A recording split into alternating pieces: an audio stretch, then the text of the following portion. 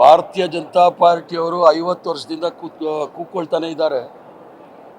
ಕೊತ್ವಾಲ್ಪುರ ಅಂತೇಳಿ ನಮ್ಮ ಕೋದಂಡರಾಮಪುರದ ಹೆಸರನ್ನೇ ಬದಲಾವಣೆ ಮಾಡಿಸ್ಕೊಂಡಿರ್ತಕ್ಕಂಥವ್ರು ಇವರ ಕಚೇರಿ ಬಂದ ಮೇಲೆ ಭಾರತೀಯ ಜನತಾ ಪಾರ್ಟಿಯ ಸದಸ್ಯರು ಬಲಾತ್ಕಾರಿ ಜನತಾ ಪಾರ್ಟಿಯವರು ನಮಗೆ ಸರ್ಟಿಫಿಕೇಟ್ ಕೊಡೋದು ಬೇಕಾಗಿಲ್ಲ, 50 ವರ್ಷದಿಂದ ಕೊಡ್ತಾನೆ ಇದ್ದಾರೆ. ಅದನ್ನು ನಾನು ಕೇಳ್ತಾನೆ ಇದ್ದೀನಿ, ಭಾಳ ಸಂತೋಷ.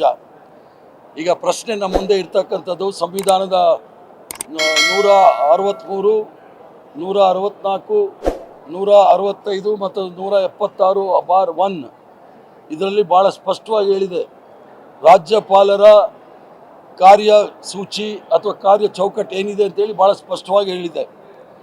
ನಿನ್ನೆ ನಡೀತಕ್ಕಂಥ ವಿಚಾರದಲ್ಲಿ ರಾಜ್ಯಪಾಲರು ಆರ್ಟಿಕಲ್ 165 ಅದನ್ನು ನೋಡಿದಾಗ ರಾಜ್ಯ ಸರ್ಕಾರದ ಸಂಪುಟ ಯಾವ ಸಂದೇಶವನ್ನು ಅವರಿಗೆ ಕೊಡುತ್ತೆ ಅದನ್ನು ಅವರು ರಾಜ್ಯದ ಜನತೆಗೆ ಹೇಳಬೇಕಾಗತ್ತೆ. ಆದರೆ ಅದನ್ನು ಅವ್ರು ಹೇಳಿದೆ 2 ಸೆಕೆಂಡಲ್ಲಿ ತಮ್ಮ ಭಾಷಣವನ್ನು ಮುಗಿಸಿದ್ದಾರೆ.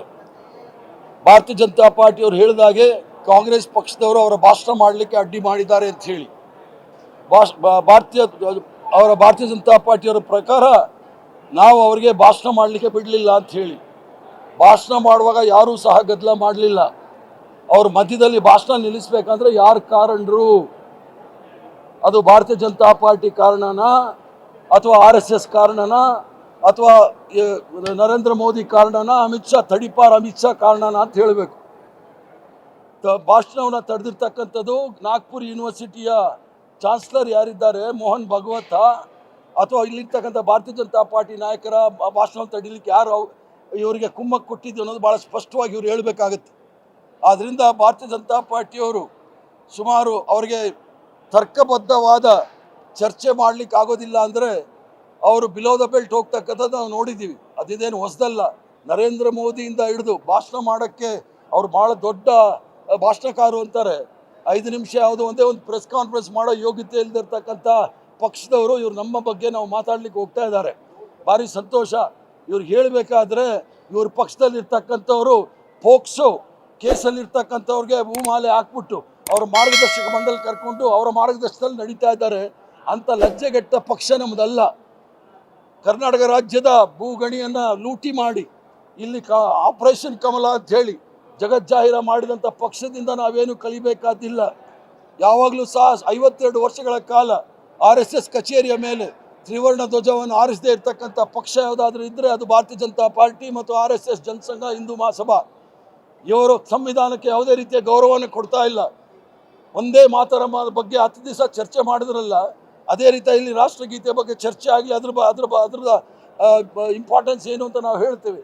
ಯಾಕಂದರೆ ಇವರು ರಾಷ್ಟ್ರಗೀತೆಯ ವಿರುದ್ಧ ಇದ್ದವರು, ತ್ರಿವರ್ಣ ಧ್ವಜದ ವಿರುದ್ಧ ಇದ್ದವರು, ಸಂವಿಧಾನದ ವಿರುದ್ಧ ಇದ್ದವರು ಇಲ್ಲಿ ಬಂದು ಚರ್ಚೆಗೆ ತಯಾರಿಲ್ಲ, ಇಲ್ಲ ಸಲ್ಲದ ಆರೋಪಗಳನ್ನು ಮಾಡ್ತಾ ಇದ್ದಾರೆ. ಮೊದಲು ಇವರು ಪಕ್ಷದವರು ಎಷ್ಟು ಸಜ್ಜನರು, ಎಷ್ಟು ಸಂಭಾವಿತರು ಅಂದರೆ ಮುಂದಿನ ದಿವಸಗಳಲ್ಲಿ ಇವರ ಪಕ್ಷದಲ್ಲಿ ಆಸಾರಾಮ್ ಬಾಪು ಅಂಥೇಳಿ ಜೈಲಿಂದ ಹೊರಗಡೆ ಇರ್ತಕ್ಕಂಥವನು, ಸೇಂಗರ್ ಅಂಥೇಳಿ MLA ಅತ್ಯಾಚಾರದಲ್ಲಿ ಒಳಗೆ ಇದ್ದವನು, ಗುಜರಾತಲ್ಲಿ ಸಂಸ್ಕಾರಿಗಳು ಅಂಥೇಳಿ ಅತ್ಯಾಚಾರಿಗಳು ಹೊರಗಡೆ ಬಂದಾಗ ಇಂಥವರೇ ಇವರು ನಾಯಕತ್ವ ವಹಿಸಿಕೊಂಡಿರ್ತಕ್ಕಂಥ ಭಾರತೀಯ ಜನತಾ ಪಾರ್ಟಿಯಿಂದ ನಾವು ಏನು ಕಲಿಬೇಕಾದಿಲ್ಲ. ಲಜ್ಜೆಗೆಟ್ಟ ಪಕ್ಷ ಇದು. ಅದಲ್ಲದೆ ಗವರ್ನರ್ ರಾಜ್ಯಪಾಲರು ಮಾಡಿರ್ತಕ್ಕಂಥ ಕೃತ್ಯ ಇದು ರಾಷ್ಟ್ರದ್ರೋಹದ ಕೃತ್ಯ. ಅವ್ರಿಗೆ ಒಂದೇ ಒಂದು ಕ್ಷಣವೂ ಸಹ ರಾಜಭವನದಲ್ಲಿ ಇರಲಿಕ್ಕೆ ಯೋಗ್ಯತೆ ಇಲ್ಲ. ಅವರು ಆದಷ್ಟು ಬೇಗ ಕರ್ನಾಟಕ ರಾಜ್ಯವನ್ನು ತೊಲಗಿ ಹೋಗಬೇಕು ಅಂತೇಳಿ ನಾನು ಒತ್ತಾಯ ಮಾಡ್ತಾ ಇದ್ದೀನಿ. ಬಹಳ ಸಂತೋಷ. ಆದಷ್ಟು ಬೇಗ ಕ್ರಮ ತೆಗೆದುಕೊಳ್ಳಿ. ಅದಕ್ಕೇನು ನಾವು ಭಯ ಬೀಳೋರಲ್ಲ. ಸಂವಿಧಾನದ ವಿರುದ್ಧ ಗವರ್ನರ್ ಅಲ್ಲ, ರಾಷ್ಟ್ರಪತಿಯನ್ನು ಸಂವಿಧಾನದ ವಿರುದ್ಧ ಆದರೂ ಹೋರಾಟ ಮಾಡೇ ಮಾಡ್ತೀವಿ. ಇವ್ರಿಗೆ ಶಕ್ತಿ ಇದ್ದರೆ ತೆಗೆದುಕೊಳ್ಳಿ, ಅದಕ್ಕೆ ನಾವೇನು ಬೇಸರ ಮಾಡೋದಿಲ್ಲ. ಸಂವಿಧಾನದ ವಿರುದ್ಧ ರಾಜ್ಯಪಾಲರು ಹೋದಾಗ ನಾವೇನು ಮಾಡಬೇಕು? ಪ್ರತಿಭಟನೆ ಮಾಡಬಾರ್ದಾ? ಯಾರ ಕಣ್ಣು ಮುಂದೆ? ಅಲ್ಲ, ಅದು ಗುಂಡಾಗಿರಿ ಅಂತ ಇವ್ರು 50 ವರ್ಷದಿಂದ ಹೇಳ್ತಾನೆ ಇದ್ದಾರಲ್ಲ. ಇವ್ರ ಥರ ನಾವು ಜೈಲಿಗೆ ಹೋಗಿಲ್ಲ, ತಡಿಪಾರ್ ಆಗಿಲ್ಲ, ವ್ಯಭಿಚಾರದಲ್ಲಿ ಜೈಲಿಗೆ ಹೋಗಿಲ್ಲ. ಆ ಥರ ಮಾಡಿದರೆ ಇಷ್ಟೊತ್ತಿಗೆ ಅವ್ರಿಗೆ ಪರ್ಮನೆಂಟ್ ನಮ್ಮನ್ನು ಉಮರ್ ಖಾಲಿದ್ ಥರ ಜೈಲಿಗೆ ಕಳಿಸ್ಬಿಟ್ಟಿರೋರು. ಆದ್ದರಿಂದ ಇವರೇನಾದರೂ ನಿಜವಾದ ಕರ್ನಾಟಕದ ಜನತೆಯ ಪರ ಇದ್ದರೆ ಯಾವುದಾದ್ರೂ ಒಂದೇ ಒಂದು ವಿಚಾರವನ್ನು ಇವ್ರು ಹೇಳಲಿ, ನಾವು ಇಂಥ ಜಾಗದಲ್ಲಿ ಈ ಥರ ಮಾಡಿದ್ವಿ, ಪೋಕ್ಸೋ ಕೇಸಿನ ಮೇಲೆ ಇದೆ, ತಡಿಪಾರ್ ಕೇಸ್ನ ಮೇಲಿದೆ, ವ್ಯಭಿಚಾರ ಕೇಸ್ನ ಮೇಲಿದೆ, ಭ್ರಷ್ಟಾಚಾರದ ಕೇಸ್ ಇದೆ ಅಂತ ತುಳುಕ್ತಾ ಇದ್ದಾರೆ ಈ ಎಲ್ಲ ಲಜ್ಜೆಗೆಟ್ಟ ಪಾರ್ಟಿಯವರು. ಇವ್ರು ನಮ್ಮ ಮೇಲೆ ಹೇಳ್ತಾರೆ, ಅದರ ಅರ್ಥ ಅವ್ರಿಗೆ ನಾವು ಹೇಳಿರೋದು ಭಾಳ ನೋವಾಗಿದೆ. ನೋವಾದಾಗ ಬೈಯೋದು ಸಹಜ. ಬೈತಾ ಇದ್ದಾರೆ, ಬೈಕೊಂಡಿರಲಿ, 50 ವರ್ಷದಿಂದ ಬೈತಾ ಇದ್ದಾರೆ, ಇನ್ನೂ ಬೈಕೊಂಡು ಹೋಗಲಿ. ಆದರೆ ಗವರ್ನರ್ ಅವರು ರಾಷ್ಟ್ರದ್ರೋಹದ ಕೆಲಸ ಮಾಡಿದ್ದಾರೆ. ಒಂದೇ ಒಂದು ಕ್ಷಣವೂ ಸಹ ಅವರು ಈ ರಾಜ್ಯದಲ್ಲಿ ಇರಬಾರ್ದು.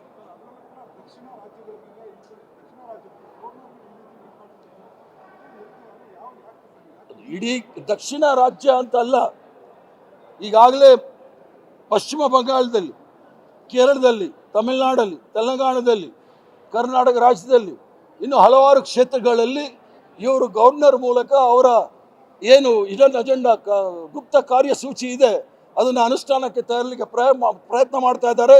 ಸಂವಿಧಾನವನ್ನು ಬದಿಗೊತ್ತು ಮನುಸ್ಮೃತಿ ತರಲಿಕ್ಕೆ ಪ್ರಯತ್ನ ಮಾಡ್ತಾ ಇದ್ದಾರೆ. ಅದರ ವಿರುದ್ಧ ನಮ್ಮ ಪ್ರತಿಭಟನೆ ಇದ್ದೇ ಇರುತ್ತೆ. ಅದು ಪಕ್ಷ ಮತ್ತು ಮುಖ್ಯಮಂತ್ರಿಗಳು ತೀರ್ಮಾನ ತೆಗೆದುಕೊಳ್ತಾರೆ. ನಾನು ವಿಧಾನ ಪರಿಷತ್ತಲ್ಲಿ ನಡೆದಂಥ ವಿಚಾರದಲ್ಲಿ ತಮ್ಮ ಮುಂದೆ ಹೇಳಲಿಕ್ಕೆ ಇಚ್ಛೆ ಬಿದ್ದೆ, ಅದನ್ನು ಹೇಳಿದ್ದೀನಿ. ಗವರ್ನರು ಯಾವುದೇ ರೀತಿಯ ನೈತಿಕ ಹಕ್ಕಿಲ್ಲ ಆ ಪದವಿನಲ್ಲಿರಲಿಕ್ಕೆ. ಸಂವಿಧಾನಕ್ಕೆ ಅಪಮಾನ ಮಾಡಿದ್ದಾರೆ, ರಾಷ್ಟ್ರಗೀತೆಗೆ ಅಪಮಾನ ಮಾಡಿದ್ದಾರೆ. ಅದರ ಮೊದಲು ಭಾರತೀಯ ಜನತಾ ಪಾರ್ಟಿಯವರು ತ್ರಿವರ್ಣ ಧ್ವಜಕ್ಕೂ ಅಪಮಾನ ಮಾಡಿದ್ದಾರೆ. ಇವ್ರಿಗೆ ಯಾವುದೇ ರೀತಿಯ ನೈತಿಕ ಹಕ್ಕಿಲ್ಲ. ರಾಷ್ಟ್ರಪತಿಗಳ ಸದನದಲ್ಲಿ ಅವರು ಭಾಷಣ ಮಾಡುವಾಗ ನಾವ್ಯಾರು ಅಡ್ಡ ಬರಲಿಲ್ಲ. ಭಾಷಣ ಮಾಡಿ 2 ನಿಮಿಷದಲ್ಲಿ ಭಾಷಣ ಮಾಡಿ ಕರ್ನಾಟಕ ರಾಜ್ಯದಿಗೆ ಅಪಮಾನ ಮಾಡಿದಾಗ ನಾವು ಪ್ರತಿಭಟನೆ ಮಾಡಿದ್ದೀವಿ. ಅದು ಮಾಡೋ ಹಕ್ಕಿದೆ ನಮಗೆ, ಅದನ್ನು ಮಾಡಿದ್ದೀವಿ, ಮಾಡ್ತಾ ಇರ್ತೀವಿ.